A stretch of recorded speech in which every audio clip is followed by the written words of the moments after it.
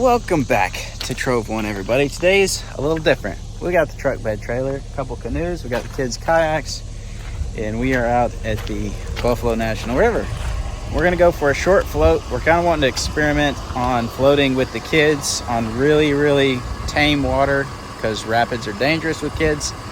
We're gonna experiment. The river is really low, barely floatable. We'll probably drag some, but we're gonna try to float from Grinders Ferry down to Gilbert. We're actually at Gilbert, and I drove back down to this side.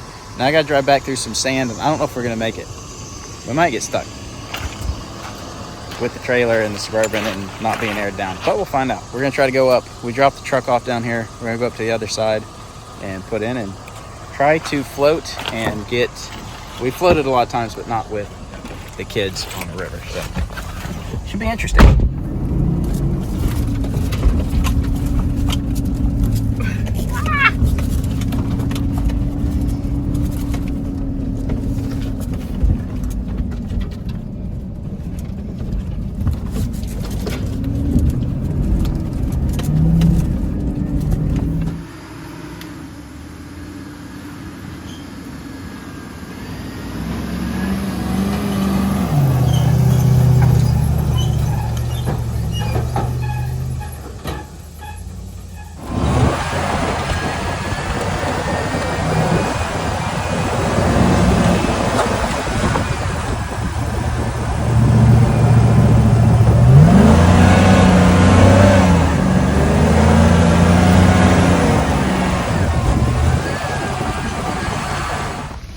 We made it up to Grinders Ferry. The Buffalo River is like the beach here in Arkansas. There's 5 million people out here. Not really our thing, but we really want to do a test run, get the feel for the creek, see how it goes with the kids. It's super low right now, so there's nothing dangerous. And then maybe do some camping later, but more in the off season or non-weekends when there's not everybody in the world out here. So we'll see what happens.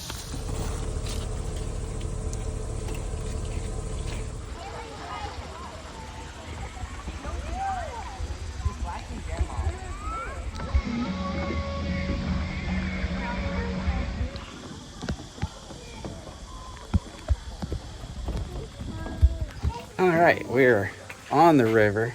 Found a little spot to cool off and a little bit of shade under this rock overhang. There's a million people out here today. It's crazy. It's not really our thing, a little less ideal, but we're doing a really short float, like 4.5 miles, so it is what it is. We'll survive today, and maybe we'll try to do more stuff on the off season when there's hardly any people or during the week or something. But the water feels good. Flow is slow. There's definitely some algae in the water right now because the slower flow, but it's still all right. We're gonna eat some lunch here in the shade, cool off a little bit, and then continue down. I don't think it's 250. Woo! It's not. Told you it's slippery, bud. It is not 200. You okay? It is not very good one.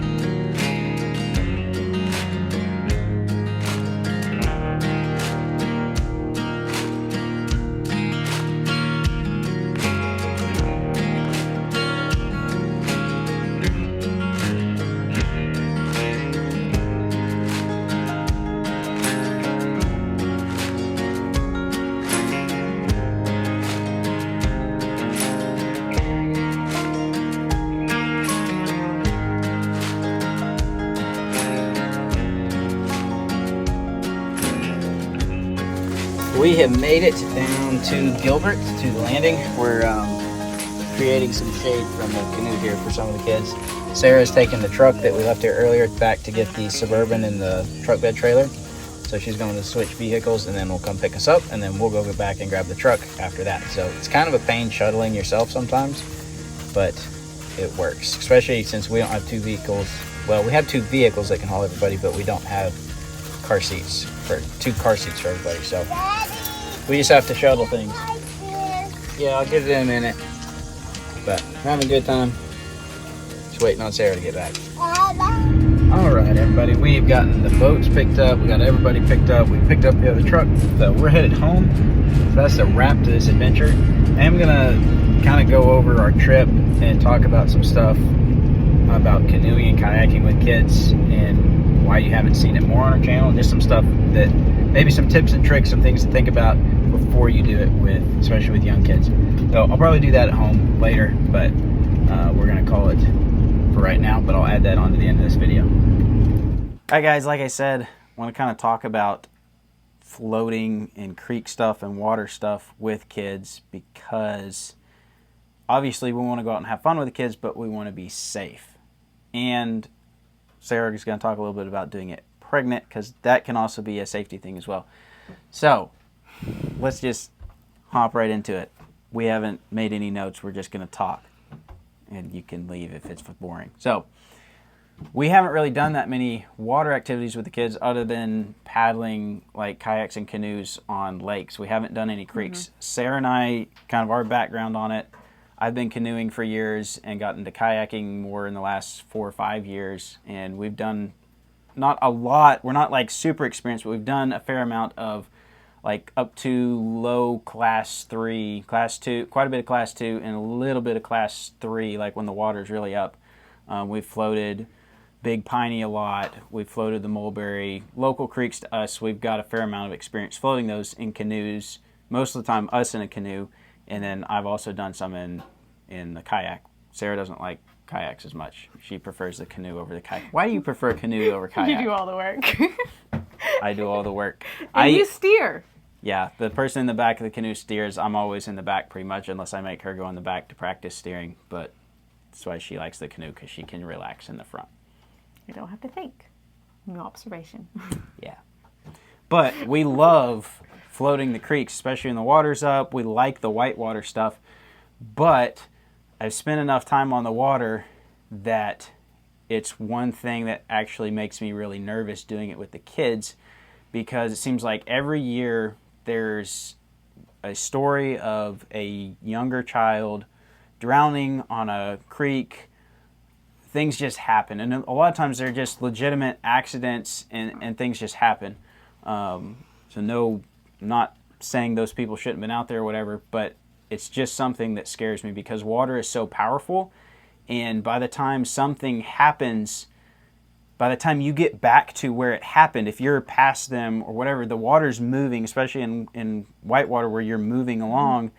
By the time something happens and you get back to them, it's too late. There's very little time to get back, and if a kid doesn't make the right choice in picking their line and going down a rapid, things just happen fast, and water is so powerful. It can pull a canoe under, it can pin it down, it can pin a kayak. Things just happen really fast, and it's really strong. So if you're going to take your kids out, do research on the boats you're using, do research on the creeks, do a test run on it, spend some time on the water, learn how to use their boats, let the kids learn how to use their boats, so that you know what you're doing, you know what you're getting into.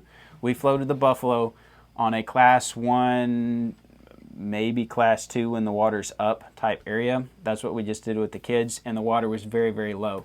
So it wasn't moving fast, hardly any rapids at all, and it was a good training for them to start learning.